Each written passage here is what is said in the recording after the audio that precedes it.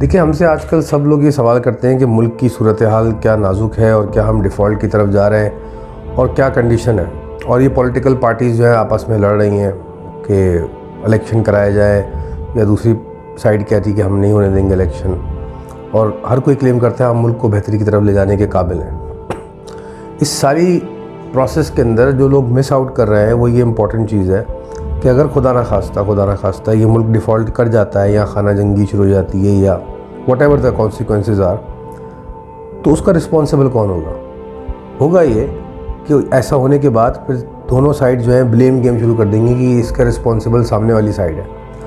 اور اس پورے پروسیس میں اس میں سے جو بھی سائڈ ایماندار ہے اور جو بھی سائڈ جس کی نیت خراب ہے، وہ دونوں یہ احساس نہیں کر رہے. اور اس پروسیس کے اندر ملک اگر تباہ ہو جاتا ہے تو جو سائڈ بھی اس کے اگینسٹ کام کر رہی تھی اس کا تو پرپس فلفل ہو گیا، اور جو سائڈ ملک کو بچانا چاہ رہی تھی وہ ناکام ہو گئی اور آپ کے ہاتھ سے پانی سر سے اوپر چلا گیا. ہمیں اس نازک صورتحال میں ایک چیز کا ادراک کرنا چاہیے بحیثیت قوم کہ ہمارا پہلا اور آخری اور سب سے زیادہ امپورٹنٹ مقصد یہ ہونا چاہیے کہ ہم ملک کو صحیح سمت پہ لے کے جائیں اور ملک کے اندر وہ چیزیں کی جائیں جس سے ملک بہتری کی طرف جائے، جس سے معاشی خوشحالی آئے. افسوس کے ساتھ مجھے یہ کہنا پڑتا ہے کہ ملک کے اندر معاشی خوشحالی تو جب آئے گی جب ہماری قوم جو ہے بحیثیت قوم ایک با کردار قوم بنے گی. لیکن ہمیں اپنی قوم کا کردار انتہائی پستیوں میں نظر آتا ہے. عوام جو ہے جو فروٹ بیچنے والا ہے، ٹھیلے والا، مزدور سے لے کر اور گورنمنٹ آفیسر تک اور بڑے سے بڑی پوسٹ تک، لوگوں کی نیتوں میں فتور آپ کو سب کو واضح ہے. لوگ کتنے مورلی کرپٹ ہیں یہ بھی آپ کے سامنے واضح ہے.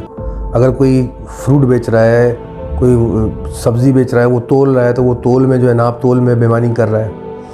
کوئی اگر کسی چھوٹی سی پوسٹ پہ 4 جو باتھ روم صاف کرنے والے جمعدار ہیں ان کا بھی انچارج بنا ہوا ہے، وہ ان پہ فرعونیت دکھانے پہ تلا ہوا ہے.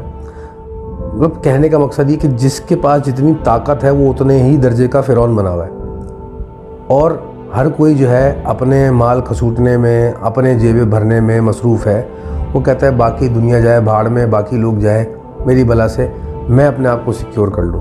جس قوم میں یہ حالات پیدا ہو جاتے ہیں کہ ہر انسان نفسی کے عالم میں اپنی چیزیں اپنے آپ کو سیکیور کرنے میں لگا ہو، تو رزلٹ کیا ہوتا ہے؟ اجتماعی انسیکیورٹی آتی ہے، اجتماعی طور پہ تباہی آتی ہے، اجتماعی طور پہ فیلئر آتا ہے.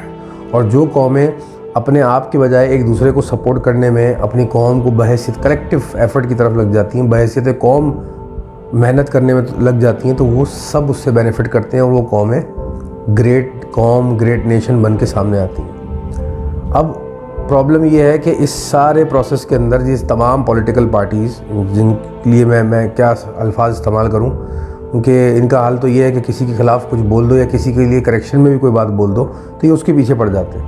لیکن حقیقت یہ ہے کہ یہ سب نااہل، انکیپیبل لوگ ہیں، اور نہ ان میں یہ شعور ہے، نہ ان کے پاس وہ نالج ہے، نہ علم ہے، نہ ان کے پاس وہ صلاحیتیں ہیں کہ ملک کو نکال سکیں. یہاں ہمارے ملک کا حال تو یہ ہے کہ جرا پر جرا اور اس جرا پر بری جرا، بس جرا کرتے رہیں آپ، آرگیومنٹ کرتے رہیں، رزلٹ اورینٹڈ، سولوشن اورینٹڈ کوئی اپروچ نہیں ہے. جو ملک کا سسٹم ہے، نظام ہے، جس کو ہم کہتے ہیں ایک پروسیس، ایک پورا کنٹینیوس سسٹم چل رہا ہوتا ہے جو ملک کو انٹیک رکھتا ہے، جس میں جوڈیشری بھی ہے، میڈیا بھی ہے، آرم فورسز بھی ہے، گورنمنٹ بھی ہے. اگر میں سب کو الگ الگ کر کے دیکھوں تو آپ کو بھی پتہ ہے کہ جوڈیشری کا کیا حال ہے اور کورٹس میں کیا ہوتا ہے. آپ کو یہ بھی پتہ ہے کہ آرم فورسز کا کیا حال ہو رہا ہے اس وقت، لوگ ان پہ کس طرح آوازیں اٹھا رہے ہیں. گورنمنٹ اداروں کے اندر، چاہے وہ بلدیاتی ایک میونسپل آفس ہو، چاہے وہ ایکسائز اینڈ ٹیکسیشن آفس ہو، چاہے وہ فیڈرل بورڈ آف ریونیو، کوئی بھی ادارہ آپ گورنمنٹ کا اٹھا لیں، جو ادارہ بھی گورنمنٹ کا، اس کا کیا حال ہے. وہاں پہ کوئی بھی کام کرانا ہو کیسے کرایا جاتا ہے. ایک آپ کو کراچی میں پلاٹ بھی اگر ٹرانسفر کرانا ہو اور اس کو میوٹیشن کرانی ہو، اپنے نام پہ ٹرانسفر کرانا ہو، تو رشوت کے بغیر وہ کام نہیں ہوتا.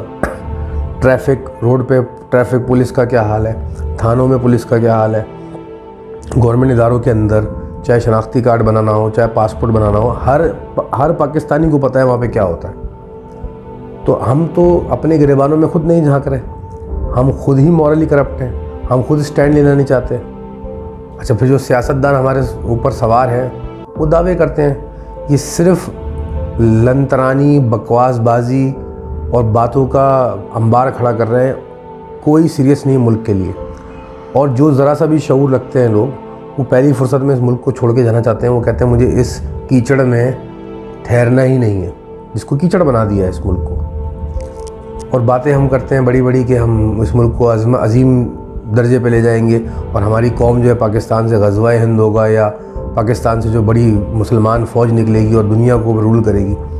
فطری اصول تو یہ ہے کہ جو انسان بدترین درجے پہ ہوتا ہے نا، وہی اتنی بڑی بڑی باتیں کرتا ہے کہ میں یہ کر دوں گا، میں وہ کر دوں گا. ان کو کچھ کرنے کے قابل نہیں ہوتا، وہ اپنی فرسٹریشن نکال رہا ہوتا ہے. تو ہمیں بحیثیت قوم ایٹ لیسٹ کم سے کم اتنی غیرت ہونی چاہیے، اتنا احساس ہونا چاہیے کہ ہم کہاں غلط ہیں. جب تک ہم اپنی سیلف کریکشن یا خود درستگی کی طرف نہیں جائیں گے، ہم بہترین قوم نہیں بن سکتے. ہم کچرا ہیں، کچرا ہی رہیں گے، اور آنے والے وقت میں تباہی ہمارا مقدر بنے گی. تو امید ہے کہ لوگ اس چھوٹی سی فکر انگیز گفتگو سے یہ اپنے اپنے گریبانوں میں جھانکیں، اپنا رول پلے کریں. اور وہ وقت دور نہیں کہ عوام جو زچ ہو چکی ہے، پریشان حال ہے ہر رخ پہ، معاشی اعتبار سے، مذہبی اعتبار سے، اور کیا کہہ لیجیے آپ اخلاقی اعتبار سے، وہ روڈوں پہ ہوگی اور اپنا حساب کرے گی.